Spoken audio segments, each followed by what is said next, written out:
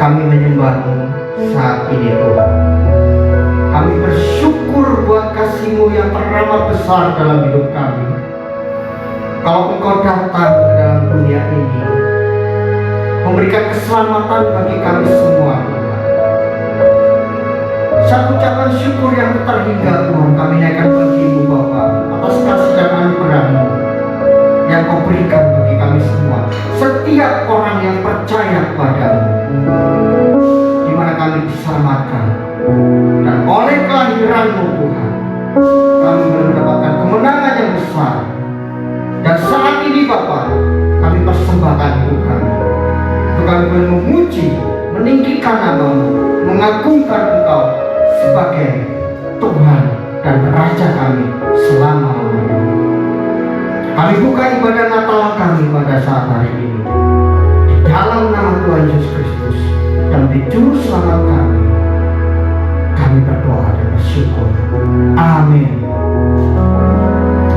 Haleluya. Shalom saudara sekalian, dimanapun kita berada, kita percaya bahwa Natal kali ini, apapun juga yang terjadi dalam kehidupan kita, situasi dan kondisi apapun, kita tetap bersukacita karena sumber sukacita kita adalah Allah kita yang hidup, yang hari ini kita rayakan kelahirannya bagi kita semua. Amin. Kita puji Dia, kita sama-sama bersukacita bagi Dia.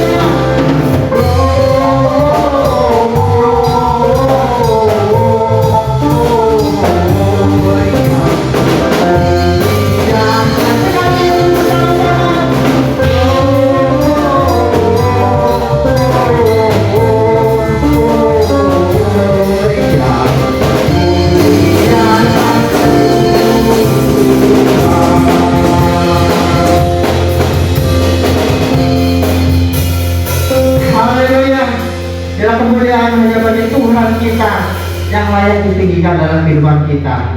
Amin.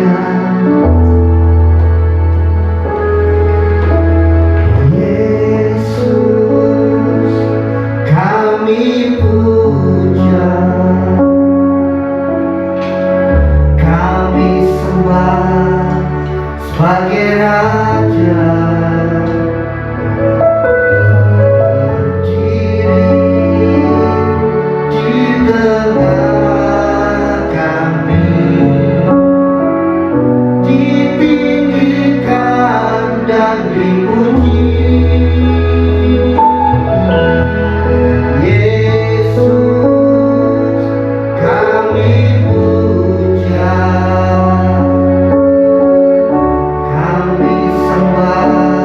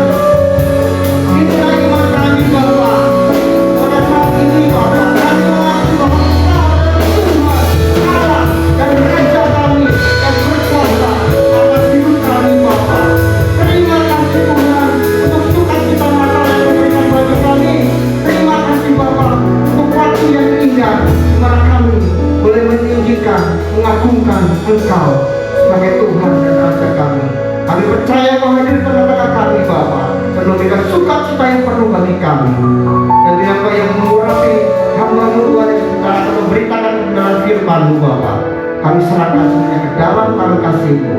Dalam nama Yesus Kristus kami berdoa. Amin. Haleluya. Baik Bapak Ibu Saudara-saudari yang dikasihi oleh Tuhan, kita akan berdoa untuk kita mendengarkan firman Tuhan. Tuhan Yesus Kristus, hari ini dengan segala sukacitamu kami berkumpul bersama-sama karena kami memperingati hari Natal Tuhan. Engkau lahir di tengah-tengah kami, Engkau lahir nyata menjadi manusia dan untuk menebus dosa kami. Karena itu pada hari ini biarkan dalam ibadah Natal kami hari ini sempurnakan semuanya itu dengan kebenaran firman-Mu Tuhan, sehingga kami bisa mengerti hati-Mu lebih dalam lagi dan kami berjalan dalam rencana-rencana-Mu yang ajaib Tuhan. Di dalam nama Tuhan Yesus Kristus kami siap menerima kebenaran firman-Mu. Haleluya Tuhan, haleluya, amin. Shalom Bapak Ibu Saudara-saudari yang dikasihi oleh Tuhan. Kita bertemu di dalam suatu ibadah yang sangat istimewa pada hari ini, yaitu kita memperingati dalam ibadah dan perayaan Natal tahun 2020 di GBI Budi Indah di tempat ini. Dengan tema, kita mengambil tema new normal, ya, suatu kenormalan baru. Bapak Ibu Saudara-saudari yang dikasihi oleh Tuhan, dengan adanya pandemi COVID yang kita rasakan dari bulan Maret, ya, sampai sekarang kita pun masih dalam situasi demikian. Kita hidup dalam situasi new normal, ya. Nah, di dalam situasi new normal ini kita hidup dalam suatu kebiasaan-kebiasaan yang baru. Ya, dahulu kita tidak pernah rajin cuci tangan, sekarang kita dianjurkan untuk cuci tangan. Entah itu menggunakan sabun, juga ditambah lagi menggunakan alkohol, ya. Dan yang lebih lagi kalau kita perhatikan, dahulu kita tidak pernah memakai masker, sekarang kita diharuskan memakai masker. Dahulu kita bisa berkumpul bersama-sama dengan saudara-saudari kita, teman-teman kita berkumpul, kita bisa berpelukan, kita bisa cipika-cipiki. Sekarang kita dianjurkan untuk menghindari pertemuan-pertemuan tersebut. Dengan suatu tema kita dikatakan dengan suatu ketentuan harus menjaga jarak, ya, apa yang kita sebut namanya physical distancing dan social distancing. Nah, dengan demikian ini adalah kenormalan baru, ya. Nah, Bapak Ibu Saudara-saudari yang dikasihi oleh Tuhan, kenapa kita dipaksa harus hidup dalam situasi new normal seperti ini? Karena demikian berbahayanya coronavirus ini yang akan menyebar, yang telah menyebar di tengah-tengah kehidupan kita, ya. Nah, sehingga kita harus membuat suatu kehidupan baru. Dengan kata lain, kita harus belajar mentaati protokol-protokol kesehatan yang dianjurkan oleh ahli-ahli kesehatan, bahkan dikukuhkan dalam undang-undang oleh pemerintah, ya, untuk menjaga agar penyebaran virus ini tidak semakin masif, tetapi kita bisa memutuskan mata rantai coronavirus ini. Sebab apa? Coronavirus ini, pandemik yang menyerang kita ini adalah sesuatu yang berbahaya, yang bisa menghancurkan kehidupan kita.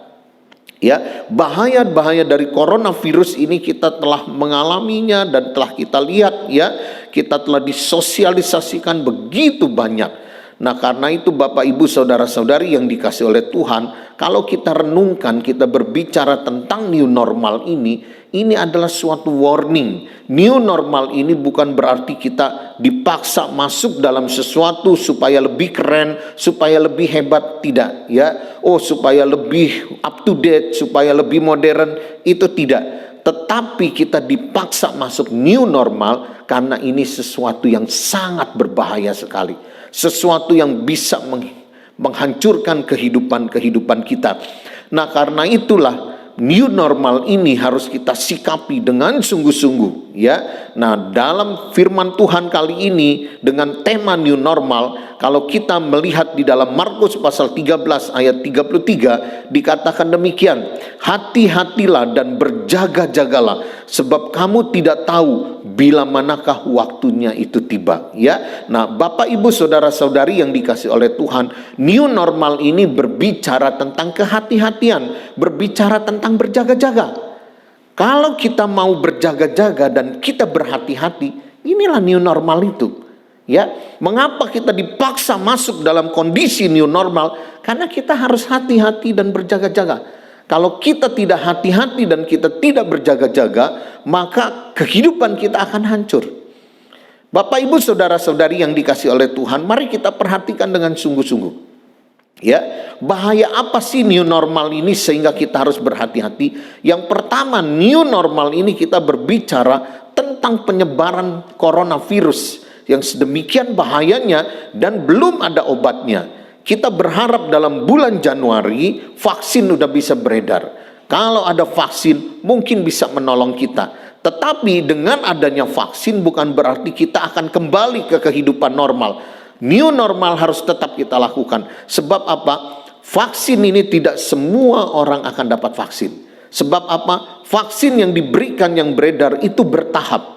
Kalaupun dalam bulan Januari kita dapat vaksin, belum tentu saudara kita dapat. Belum tentu tetangga kita dapat. Ya, nah kita yang sudah divaksin pun berarti kita harus menjaga jarak, kita tetap menjaga social distancing, ya, kita tetap juga memakai masker, kita juga tetap rajin mencuci tangan, tetap new normal ini harus kita berlakukan, karena banyak di sekeliling kita juga yang belum tentu mereka bisa menerima vaksin. Nah, sehingga kondisi new normal ini akan sangat panjang terus sampai seluruh Indonesia, seluruh penduduk Indonesia bisa menerima vaksin. Mungkin baru kita belajar demikian, ya. Nah, karena itu di dalam new normal ini kita harus berhati-hati dan berjaga-jaga, ya. Kita tidak hanya menghadapi vaksin, ya, mengharapkan vaksin ini, tetapi juga di dalam kondisi new normal ini, ya, kenapa coronavirus ini juga menghancurkan kehidupan kita? Karena bukan hanya penyakitnya saja yang menghancurkan kita, ya, tetapi juga kita siap menghadapi resesi ekonomi. Karena pandemik ini menyebabkan orang takut terhadap virus corona, sehingga perekonomian kita pun juga semakin amblas. Banyak perusahaan yang tutup, banyak perusahaan yang tidak bisa berproduksi, banyak pabrik-pabrik yang menutup karyawannya, ya, mem-PHK karyawannya, sehingga kita menghadapi apa yang disebut juga namanya resesi ekonomi. Dalam kondisi resesi ekonomi itu kita akan melihat, kita akan mengalami kesulitan-kesulitan orang untuk mencari nafkah. Orang memenuhi kebutuhan ekonominya akan semakin sulit dalam resesi ekonomi yang terjadi karena pandemik ini. Bukan itu saja, bukan hanya masalah ekonomi, tetapi tekanan dalam kehidupan juga, yaitu kesulitan kita dalam dunia pendidikan. Ya, dahulu kita orang tua, kita dengan rela, kita dengan tutup mata, kita menyerahkan anak kita untuk belajar ke sekolahan, ke TK, SD, SMP, SMA, kita lepas, kita tutup mata, anak kita diajarkan di sekolahan oleh guru-guru. Tetapi dengan masa pandemik sekarang ini, ibu-ibu tidak bisa menyerahkan anaknya ke sekolahan karena ada batasan. Anak-anak harus sekolah melalui online. Ketika anak-anak sekolah melalui online, mama-mamanya harus memperhatikan, papa-papa harus memperhatikan anak-anaknya, sehingga orang tua yang nggak mengerti pelajaran SD, pelajaran SMP, terpaksa harus belajar pelajaran-pelajaran ini, sehingga menimbulkan kesulitan, menimbulkan tekanan-tekanan dalam rumah tangga. Banyak ibu-ibu, ya, yang begitu stres menghadapi anaknya dalam pendidikan seperti ini. Nah, kalau orang tuanya tidak mau tahu, maka yang parah adalah anak-anak kita akan kesulitan memahami pelajaran-pelajaran dasar ini. Dan akibatnya kita akan melihat bahwa pendidikan anak-anak kita kemungkinan akan hancur. Ya, anak-anak kita pada masa-masa sekarang ini begitu akan mengalami kesulitan dalam pendidikan. Ini kondisi yang sangat berbahaya sekali. Juga kita lihat di dalam masa pandemik ini terjadinya kekosongan spiritual. Kita melihat bagaimana peribadatan ditutup, gereja terpaksa ditutup, perkumpulan-perkumpulan peribadatan ditutup. Dan kalau kita melihat seperti ini, maka mungkin ini juga terjadi kekosongan-kekosongan spiritual. Mungkin kita mengatakan, oh kalau gitu pembinaan spiritual tidak lagi di tempat ibadah, tidak lagi ada di gereja. digeser ke rumah-rumah. Kalau di rumah tangga tersebut keluarga itu penuh dengan spiritualitas yang baik, mungkin akan berjalan baik. Tetapi kalau keluarga-keluarga yang mengabaikan hal spiritualitas, maka akan bahaya sekali bagi keluarga-keluarga ini. Karena itu Bapak Ibu Saudara-saudari yang dikasihi oleh Tuhan, kita yang mengerti ini, bangkitkan spiritualitas di rumah-rumah kita pada masa new normal seperti ini. Ya, nah bukan itu saja, bahkan timbul lagi suatu masalah baru, kepemimpinan yang mementingkan diri sendiri, itu pun timbul. Karena betapa kita melihat dengan kondisi new normal seperti ini, banyak pemimpin-pemimpin umat yang sendiri takut untuk keluar, untuk bersosialisasi mereka takut, ya, sehingga mereka mengabaikan semuanya itu. Nah, inilah kondisi-kondisi yang berbahaya, kondisi yang kita mengatakan kita harus hati-hati dan berjaga-jaga. New normal itu suatu peringatan bagi kita bahwa kita harus hati-hati dan berjaga-jaga. Bapak Ibu Saudara-saudari yang dikasihi oleh Tuhan, Alkitab mencatat tentang hati-hati dan berjaga-jaga, bukan hanya untuk urusan virus corona saja, tetapi Alkitab juga mencatat, memberi peringatan kepada kita semua, kepada semua orang percaya, hati-hati dan berjaga-jagalah. Peringatan itu sangat banyak. Mari kita perhatikan apa yang Alkitab katakan tentang hati-hati dan berjaga-jaga. Ya, yang pertama, peringatan tentang kedatangan Tuhan Yesus Kristus. Yang kedua, itu yang dikatakan tentang hari Tuhan. Hari Tuhan ini dikatakan kita harus hati-hati dan berjaga-jaga. Firman Tuhan mengatakan di dalam Amos pasal 5 ayat 18 sampai 20 dikatakan, celakalah mereka yang menginginkan hari Tuhan. Apakah gunanya hari Tuhan itu bagimu? Hari itu kegelapan, bukan terang. Seperti seseorang yang lari terhadap singa, seekor beruang mendatangi dia. Dan ketika ia sampai ke rumah, bertopang dengan tangannya ke dinding, seekor ular memagut dia. Bukankah hari Tuhan itu kegelapan dan bukan terang, kelam kabut dan tidak bercahaya? Firman Tuhan memperingati kita tentang hati-hati dan berjaga-jagalah terhadap hari Tuhan. Sebab apa? Kalau kita tidak hati-hati dan kita tidak berjaga-jaga tentang hari Tuhan ini, tentang akhir zaman ini, tentang eskatologi ini, maka hidup kita akan hancur. Kita tidak punya persiapan. Sama kondisi new normal juga memberikan kita suatu warning, berhati-hati dan berjaga-jagalah. Sebab kalau kita tidak hati-hati dan kita tidak berjaga-jaga, hidup kita akan hancur. Kedatangan Tuhan yang kedua, kalau kita tidak hati-hati dan kita tidak berjaga-jaga, hidup kita juga akan hancur. Kita tidak punya persiapan.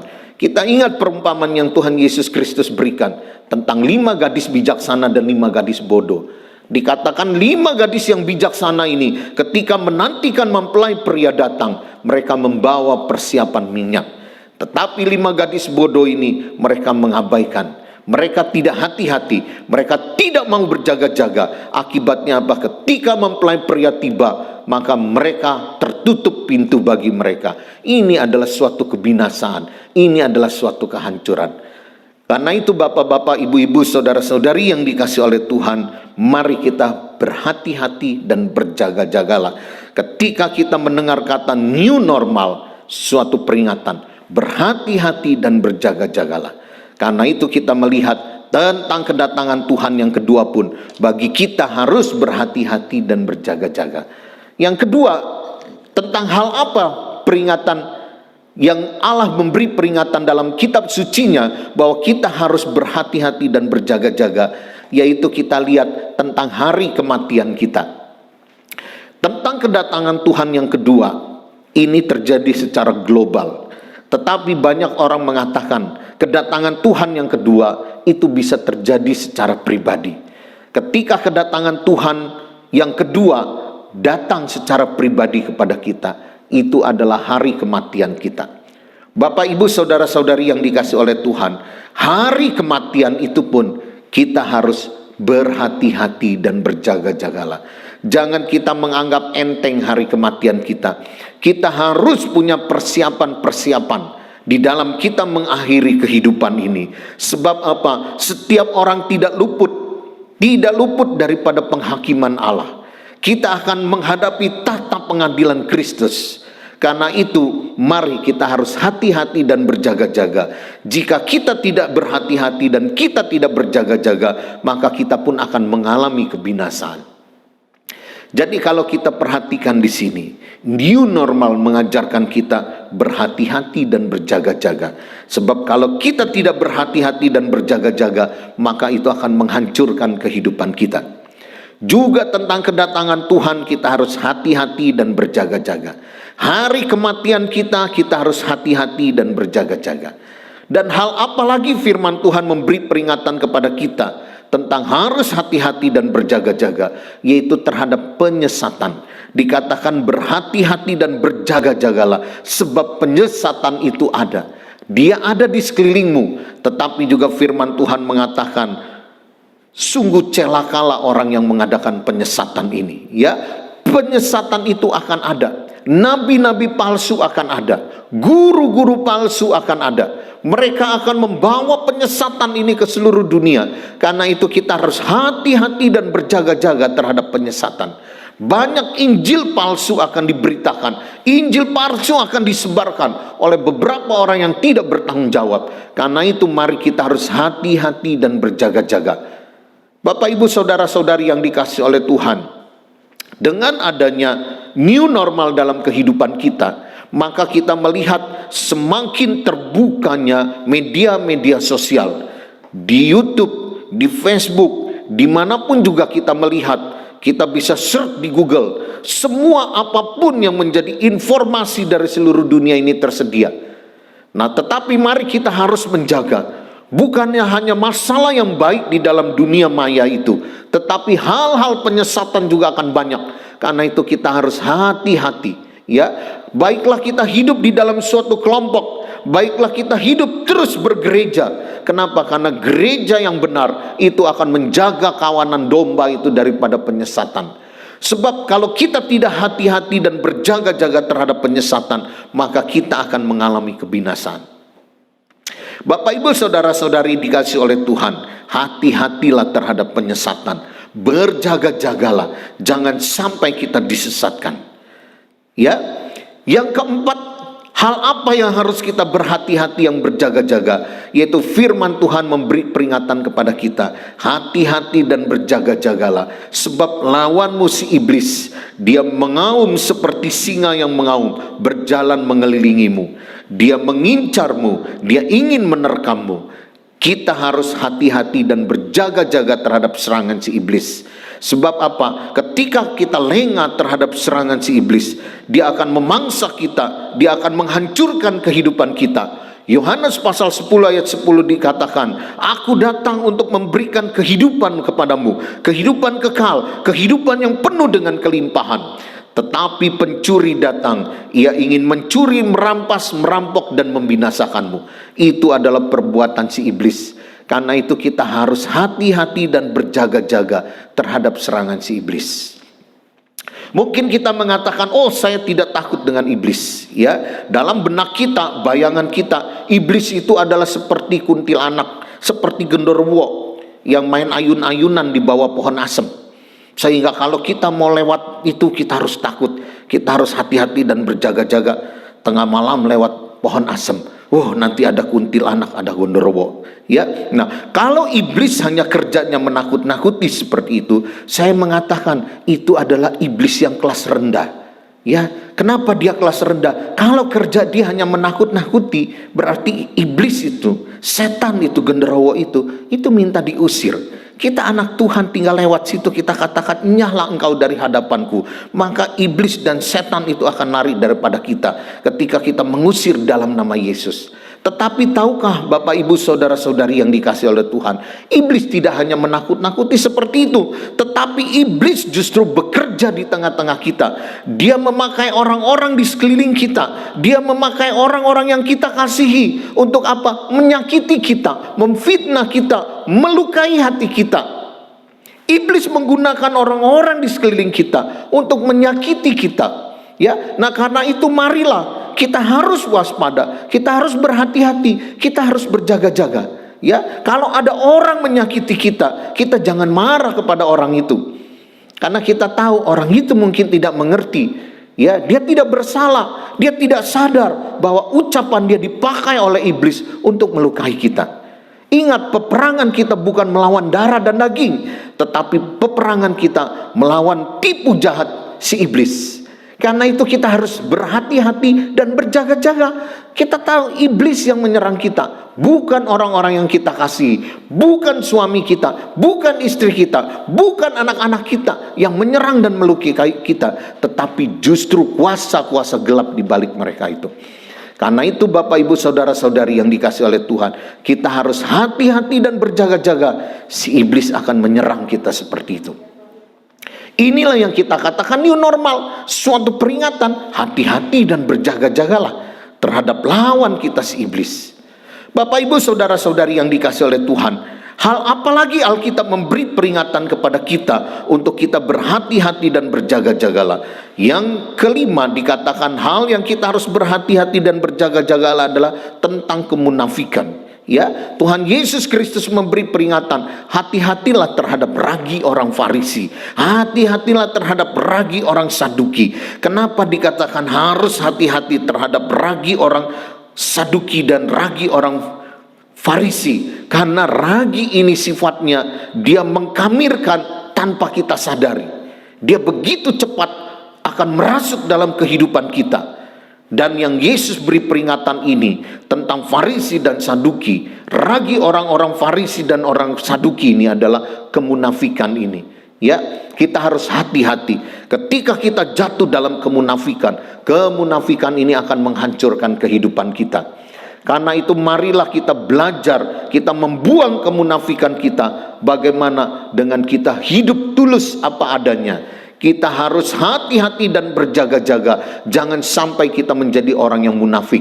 Kita hanya ingin dipuji orang. Kita hanya ingin nampaknya kita ini terhormat di muka orang. Padahal kita tahu kita masih menyimpan dosa. Kita masih senang hidup dalam perbuatan-perbuatan dosa. Nah, hari ini mari hati-hati dan berjaga-jagalah. Dosa-dosa perbuatan yang kita sembunyikan, yang kita lakukan secara diam-diam, itu akan menjerat kita, mengikat kita, menghancurkan kita, dan membinasakan kehidupan kita.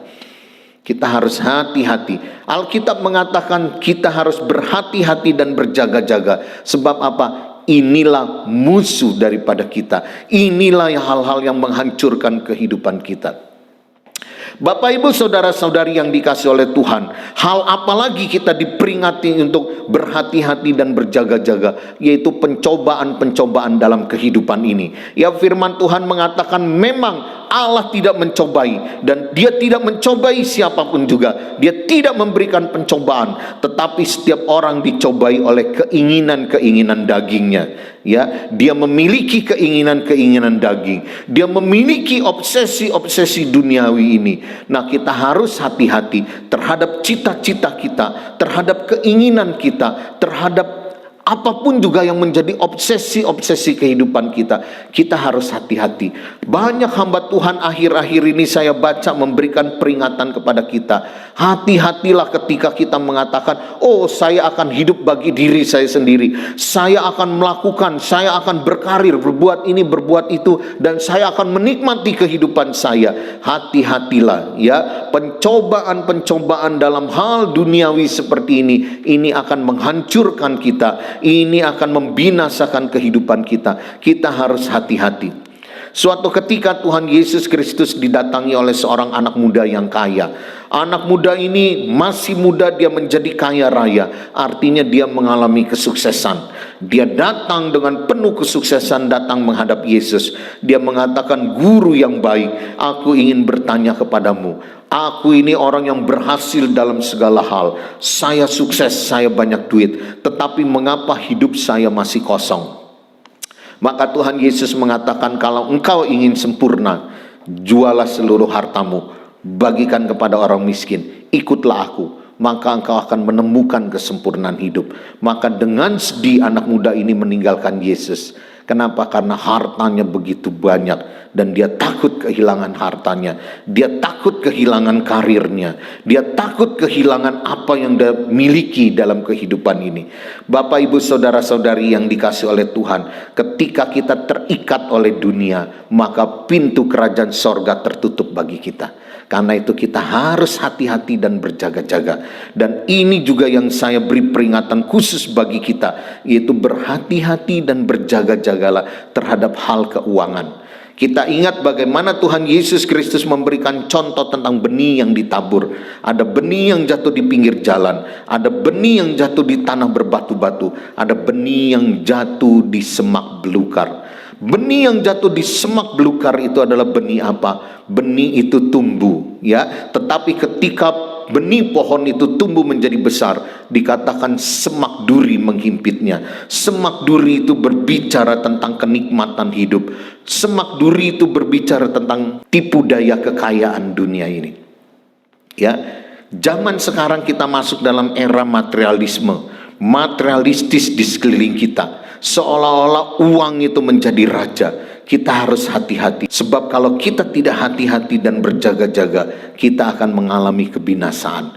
Iman kita tidak akan bertumbuh, kita akan binasa. Ya, saya beri peringatan kepada kita semua, anak-anak muda, khusus bagi para gadis-gadis, waspadalah kalau ada orang yang engkau baru kenal, orang baru kenal aja, ya, tiba-tiba ngajakmu makan di restoran yang terkenal. Bukan hanya mengajakmu makan di restoran yang terkenal, juga memberikan handphone yang baru. Wah, hatimu sudah berbunga-bunga, mengatakan, ini orang sangat baik sekali, papa mama saya tidak sebaik ini orang sangat baik. Dan engkau ingin ikut dia, apapun yang dia minta engkau serahkan bagi dia.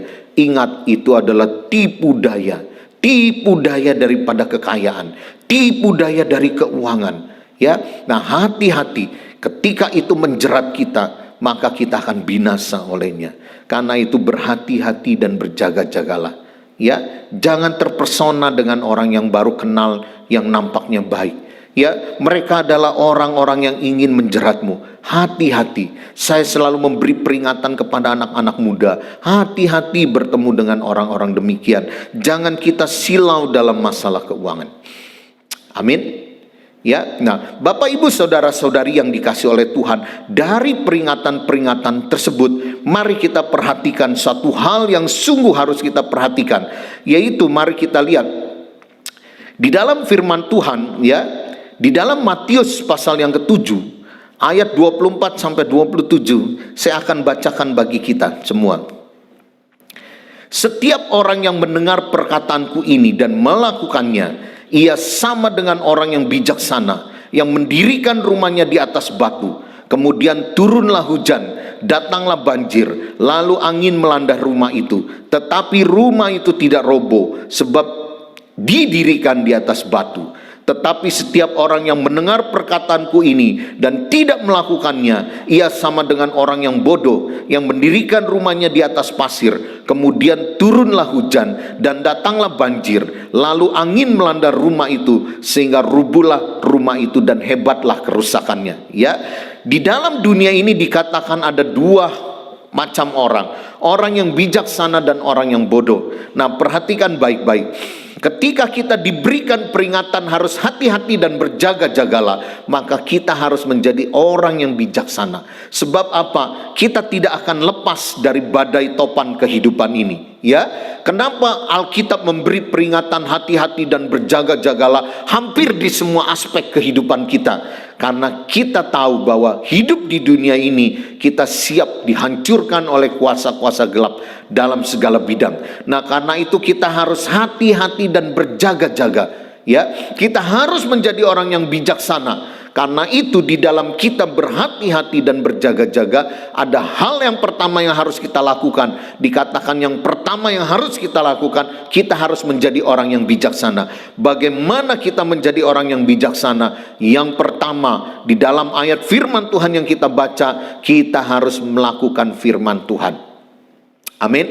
Ya, orang yang bodoh itu adalah orang yang mendengar firman tetapi tidak melakukan. Orang yang bijaksana, orang yang berhati-hati itu, ya, orang yang berjaga-jaga itu, dia itu seperti orang yang mendirikan rumah di atas batu.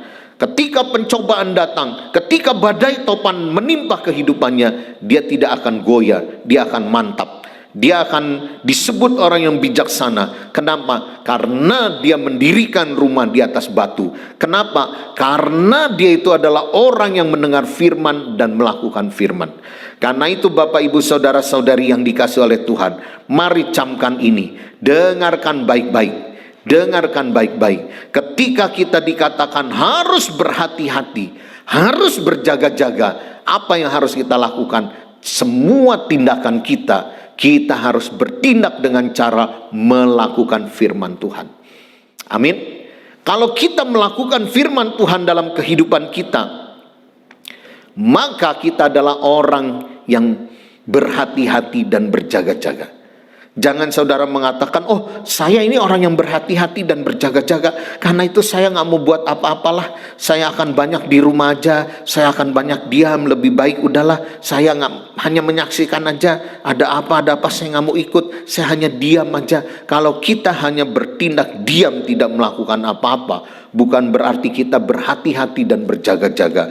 Banyak orang mengatakan saya ingin hati-hati dan berjaga-jaga, saya gak mau menyakiti orang, saya gak mau terlibat dalam urusan-urusan orang. Karena itu pokoknya bagi saya hidup adalah di rumah saja diam. Ya, kalau kita berbuat seperti itu dikatakan kita akan menjadi orang yang paling jahat. Kita akan menjadi orang yang jahat, lebih jahat daripada orang yang berbuat jahat.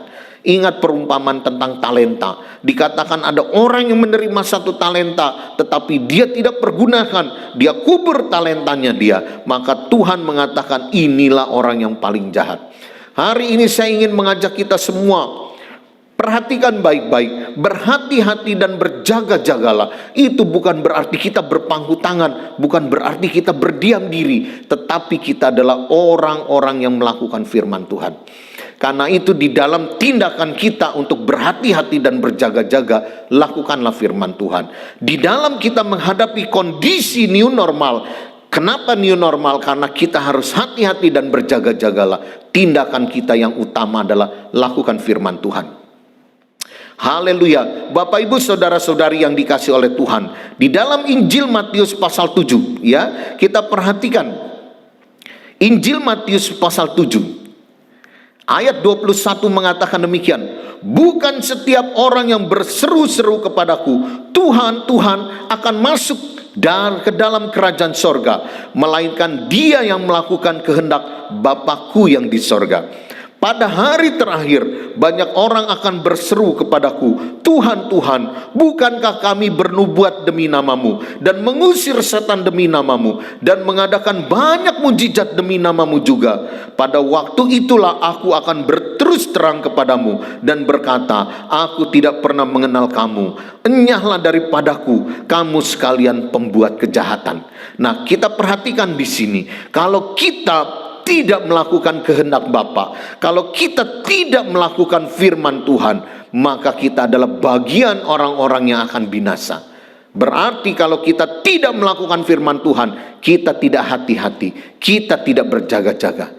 Hari ini mari dalam hari Natal ini kita peringati bagi kita new normal. Kita harus berhati-hati dan berjaga-jaga. Bagaimana tindakan kita berhati-hati dan berjaga-jaga? Yaitu dengan kita melakukan firman Tuhan.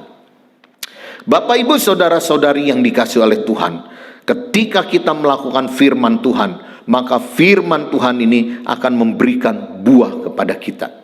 Karena itu hal yang kedua, di dalam kita berhati-hati dan berjaga-jaga, dengan kita melakukan firman Tuhan, juga ini akan memberikan buah-buah rohani bagi kita. Ya, Matius pasal 7 dari ayat 15, ya, kita mundur di atasnya, dikatakan, waspadalah terhadap nabi-nabi palsu yang akan datang kepadamu dengan menyamar seperti domba, tetapi sesungguhnya mereka adalah serigala yang buas. Dari buahnya lah kamu akan mengenal mereka. Dapatkah orang memetik buah anggur dari semak duri, atau buah arah dari rumput duri? Demikianlah setiap pohon yang baik menghasilkan buah yang baik, sedangkan pohon yang tidak baik menghasilkan buah yang tidak baik.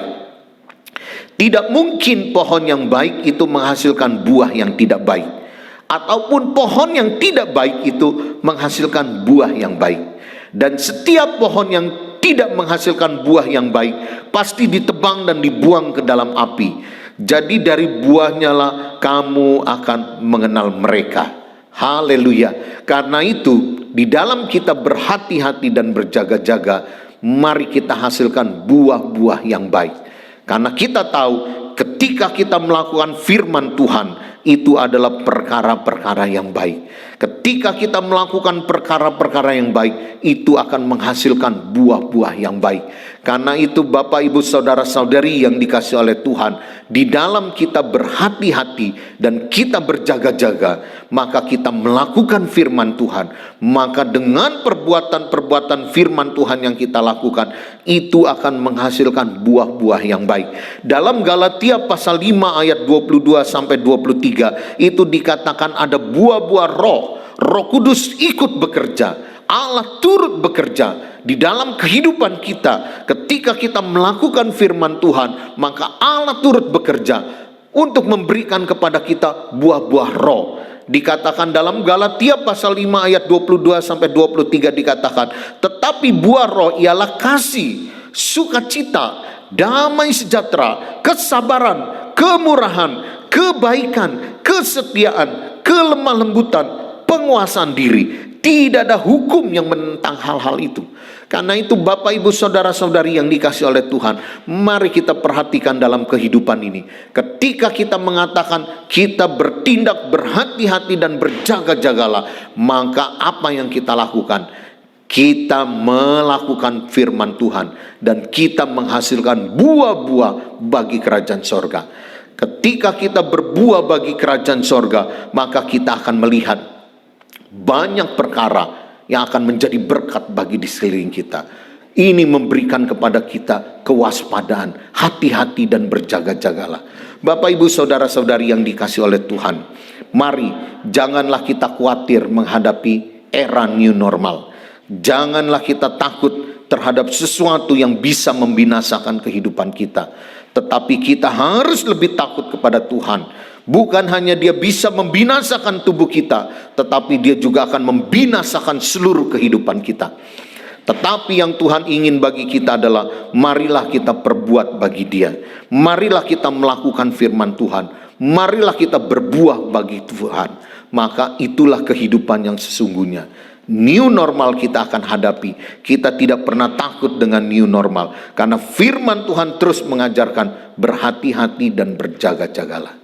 Haleluya, berbahagialah kita yang mendengarkan firman Tuhan dan kita yang melakukannya.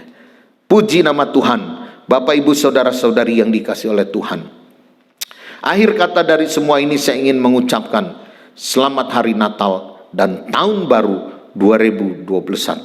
Tuhan memberkati kita. Amin. Ya, baik, kita akan tundukkan kepala bersama-sama, kita membuka hati dan angkat tangan di hadapan Tuhan. Tuhan Yesus Kristus, kami percaya, kami bangga, kami hidup di dalam masa-masa yang sulit. Belum pernah dalam sejarah seluruh dunia mengajarkan berhati-hati dan berjaga-jagalah. Kami masuk dalam era new normal. Seluruh dunia mengalami hal yang sama. Karena itu kami sangat bangga Engkau izinkan kami hidup dalam masa-masa yang sulit seperti ini. Karena kami percaya di tengah-tengah kehidupan pada masa yang sulit seperti inilah kami melihat kuasa-Mu dinyatakan. Kami melihat kasih-Mu dinyatakan. Kami melihat Engkau bergerak dengan urapan-Mu yang dahsyat, membawa banyak pertobatan di sekeliling kami. Karena itu Tuhan, kuatkan dan teguhkan kami untuk kami terus melakukan firman Tuhan, untuk kami menghasilkan buah-buah bagi kerajaan sorga. Di dalam nama Tuhan Yesus Kristus kami berdoa. Mari bersama-sama kita katakan amin. Bapak Ibu Saudara sekalian, sekarang kita akan memasuki prosesi malam kudus. Pertama-tama saya mengundang dengan kasih Tante Is sebagai Ibu Gembala yang akan menyalakan lilin pertama yang ada di tengah.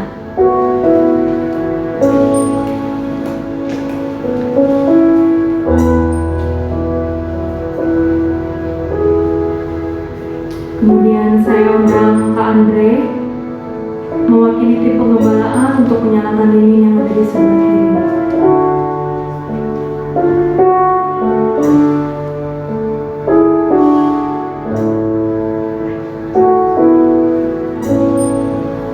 Dan yang terakhir, saya undang Samuel sebagai ketua panitia Natal tahun ini untuk menyalakan lilin yang ada di sebelah kiri.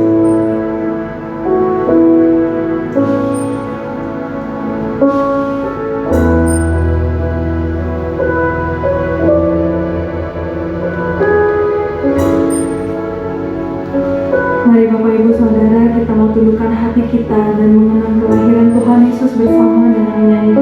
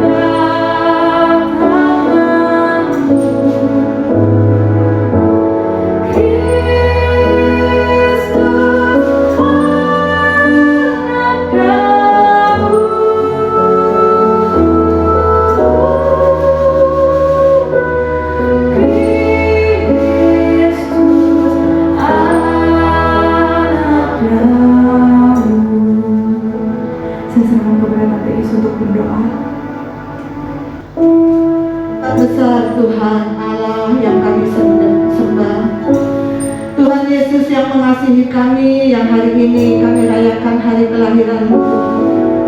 Sungguh Tuhan kami bersyukur kepadamu Bapa, kalau sampai dengan saat ini Tuhan kami masih boleh merayakan hari kelahiran-Mu dengan segala keberadaan kami Bapa. Terima kasih Tuhan untuk setiap anugerah-Mu ini Bapa.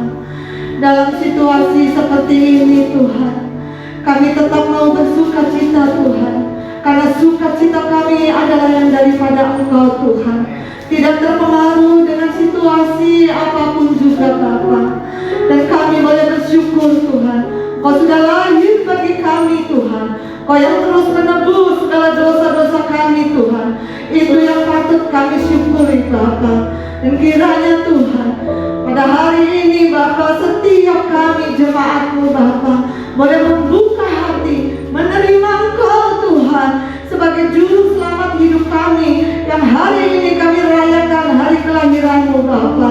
Terima kasih Tuhan Yesus, terima kasih Tuhan.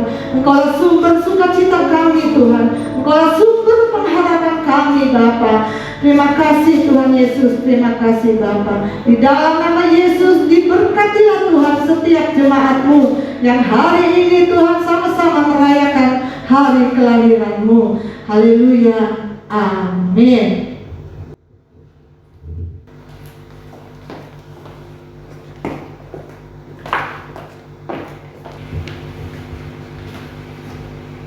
Shalom saudara-saudara yang dikasihi oleh Tuhan. Saya sebagai ketua panitia acara Natal pada tahun ini banyak mengucapkan terima kasih kepada saudara-saudara sekalian yang sudah mengikuti acara Natal dari awal hingga akhir ini meskipun masih secara online. Saya juga berterima kasih juga kepada Tuhan Yesus Kristus yang turut bantu dalam pelaksanaan acara Natal ini dari awal hingga akhir. Dan juga saya memberikan terima kasih juga kepada Ibu Gembala yang sudah mempercayakan kepada saya sebagai ketua panitia Natal pada tahun ini. Terima kasih juga kepada semua panitia acara Natal pada tahun ini yang turut membantu mempersiapkan acara Natal ini sehingga terlaksana dengan sangat baik. Dan juga saya memberikan terima kasih juga kepada Pak Aling Dharma yang sudah memberikan firman yang sangat membangun dan menguatkan kami semua. Sekian dari saya. Terima kasih, Tuhan Yesus memberkati.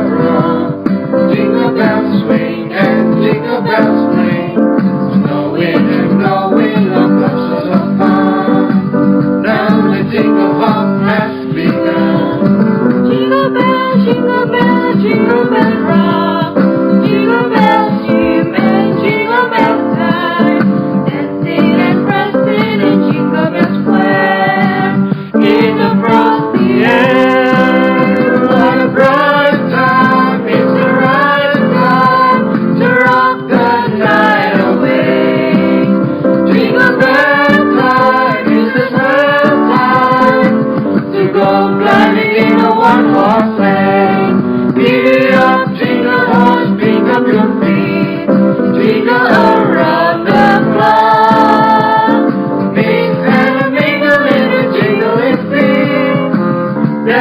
jingle bell, there's the jingle bell, there's the jingle bell rock.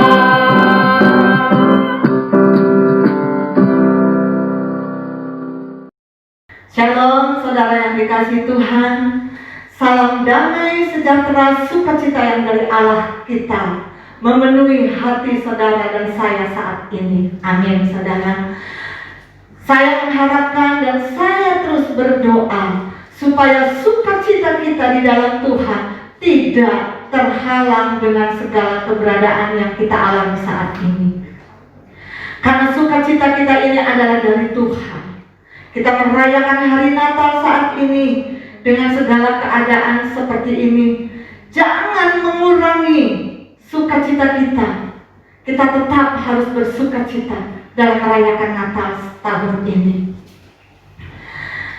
Kita tahu hari Natal tahun ini adalah sesuatu yang membuat sejarah baru di dalam kehidupan kita. Mungkin ini yang pertama dan saya mengharapkan, kita mengharapkan ini yang terakhir. Tidak terulang lagi merayakan hari Natal secara online. Tapi di atas semua itu biar kehendak Tuhan yang jadi. Karena kita mengimani Tuhan selalu memberi yang terbaik bagi setiap anak-anaknya. Amin saudara. Oleh karena itu saat ini kita merayakan hari Natal di tempat kita masing-masing dengan sukacita yang dari Tuhan terus memenuhi hati kita. Amin. Puji nama Tuhan. Saya mengucapkan banyak terima kasih pertama-tama buat hambanya Bapak Pendeta Alim yang sudah menyampaikan kebenaran firman Tuhan. Di hari Natal ini kami boleh diingatkan untuk tetap berharap kepada Tuhan. Demikian juga kan saya mengucapkan banyak terima kasih kepada anak-anak Tuhan yang menjadi panitia Natal saat ini. Dari segala jerih lelahnya, biarlah Tuhan juga yang akan terus memberkati panitia Natal yang saat ini dipegang oleh anak-anak kaum remaja Maximum Generation. Biarlah Tuhan akan terus memberkati anak-anak muda ini. Semakin hari semakin Tuhan memberkati. Amin. Demikian juga saya mengucapkan banyak terima kasih buat para pelayan Tuhan, baik WL, singer, juga para pemain musik. Biarlah Tuhan akan terus memberkati saudara sekalian. Baik saudaraku yang dikasihi Tuhan, saat ini kita akan akhiri ibadah Natal kita ini. Mari kita teduhkan hati kita di hadapan Tuhan dan kita berdoa bersama. Haleluya, haleluya Yesus. Bapa yang maha baik, sungguh Tuhan pada saat ini kami boleh merayakan hari Natal tidak terpengaruh Tuhan dengan keadaan apapun. Kami mau terus belajar Tuhan untuk sukacita di dalam Engkau Tuhan, di dalam merayakan hari kelahiran-Mu Tuhan. Tidak ada satupun Tuhan yang membatasi akan segala sukacita kami Bapa. Karena Tuhanlah yang terus memberkati kami dengan sukacita surgawi. Terima kasih Bapa yang baik, terima kasih Tuhan. Kami menyerahkan Tuhan untuk hamba-Mu Bapak Pendeta Alim yang sudah menyampaikan kebenaran firman Tuhan. Kiranya Tuhan sendiri yang akan terus memberkatinya. Tuhan yang akan terus melimpahkan dengan hikmat, kasih dan sukacita yang daripada Engkau. Melayani dimanapun Tuhan hamba-Mu ini berada. Tuhan yang memberkatinya bersama dengan keluarganya Tuhan. Biarlah Engkau juga yang akan terus menyertainya. Terima kasih Bapa. Kami bersyukur juga Tuhan untuk anak-anak-Mu, baik sebagai kepanitiaan maupun para pelayan ibadah Natal saat ini. Kiranya Tuhan juga yang akan terus memberkati mereka Tuhan. Karena Engkau tahu Bapa, mereka melayani dengan sukacita dan daripada Engkau Tuhan. Terima kasih Bapa yang baik, terima kasih Tuhan. Kami berdoa juga Tuhan buat seluruh jemaat-Mu Bapa, dimanapun mereka berada. Tuhan tolong Tuhan, supaya mereka juga boleh tetap antusias, boleh tetap sukacita, boleh tetap Tuhan berharap kepada Engkau Tuhan di hari Natal ini untuk terus mendapatkan sukacita, damai sejahtera yang daripada Engkau Tuhan, bersama dengan keluarga mereka masing-masing. Terima kasih Bapa yang baik, terima kasih Tuhan. Demikian juga kami menyatukan hati kami bawa bangsa dan negara yang kami cintai ini Tuhan.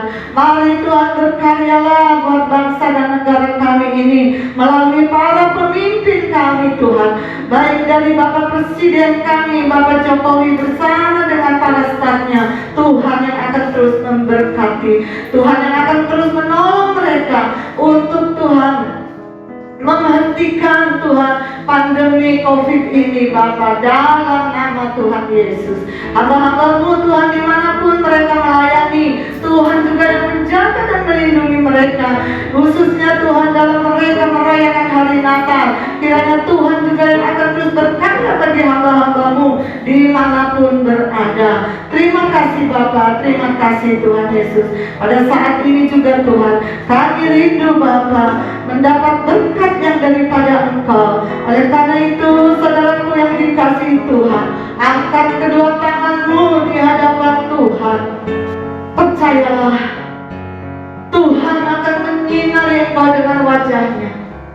Tuhan akan menghadapkan wajahnya dan memberkati engkau dengan kasih karunia, damai sejahtera, cinta kasih sayang dari Yesus Kristus yang saat ini kita rayakan hari kelahirannya, dan kekuatan pertolongan dari kuat kuasa Roh Kudus akan terus menyertai hidupmu saat ini sampai selama-lamanya. Maranatha, Tuhan Yesus datang kali yang kedua. Kiranya berkat ini tercurah di dalam nama Yesus bagi kita sekalian yang sudah menerima berkat. Mari sama-sama mengatakan amin. Tuhan Yesus memberkati. Selamat hari Natal. Damai sejahtera Allah terus limpah bagi saudara sekalian. Haleluya. Amin. Saya mendengar lonceng berdentang pada hari Natal. Lagu-lagu Natal yang sudah dikenal. Betapa nyaring dan merdunya kata-kata yang terdengar lagi. Damai sejahtera di bumi di antara manusia yang berkenan padanya. Saya berpikir seandainya pada hari Natal Semua lonceng yang tergantung di menara gereja memainkan lagu tanpa hentinya. Damai sejahtera di bumi di antara manusia yang berkenan kepadanya. Dan dalam keputusasaan, saya menundukkan kepala. Tidak ada lagi damai di bumi, kataku. Karena kebencian ada di mana-mana. Dan mengejek lagu tentang damai sejahtera di bumi di antara manusia yang berkenan kepadanya. Tetapi suara lonceng yang berdentang bergema semakin kuat. Tuhan tidak mati atau hidup. yang jahat akan jatuh, yang benar akan menang. Damai sejahtera di bumi di antara manusia yang berkenan kepadanya. Lonceng terus berbunyi berdentang, bumi berputar dari malam hingga pagi. Suara lonceng nyanyian lagu terdengar merdu. Damai sejahtera di bumi di antara manusia yang berkenan kepadanya. Amin.